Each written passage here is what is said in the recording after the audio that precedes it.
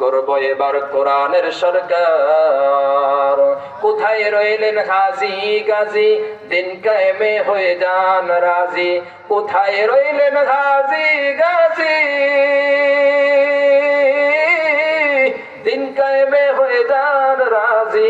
আরে কোথায় রইলেন হাজি গাজী, দিন কায়েমে হয়ে যান রাজি।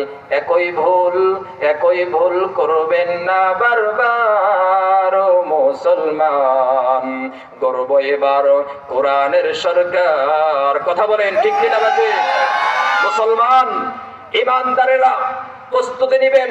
আমাদের আকাবিররা যদি, আমাদের মাথার মুরব্বীরা যদি আমাদেরকে বিপ্লবের ডাক দেয়, যদি কোরআনের বিপ্লবের জন্য, হাদিসের বিপ্লবের জন্য, রাষ্ট্রীয় ইসলাম পরিচালনায় কোরআনকে যদি সংসদ ভবনে নিয়ে যাওয়ার জন্য যদি আমাদের মুরব্বীরা যদি আমাদের বিপ্লবের ময়দানে ডাক দেয়, ও মুসলিম জনতা তৈরি হয়ে যাও।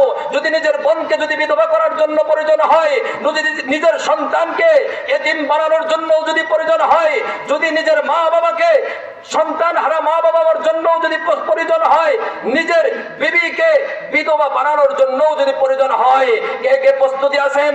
এবং ইনশাআল্লাহ নিজের রক্ত দিয়ে মাঠে ময়দানে প্রস্তুত হব। এমনকি রক্ত দিব তো রক্ত নিতেও শিখা লাগবে, জীবন দিব তো জীবন দিতেও পারবো, জীবন দিতেও পারবো। কে কে প্রস্তুতি আছেন বিপ্লবের ময়দানে যাইতে পারবেন? তুই হাত কাঁদলে আল্লাহ তাআলাকে দেখা।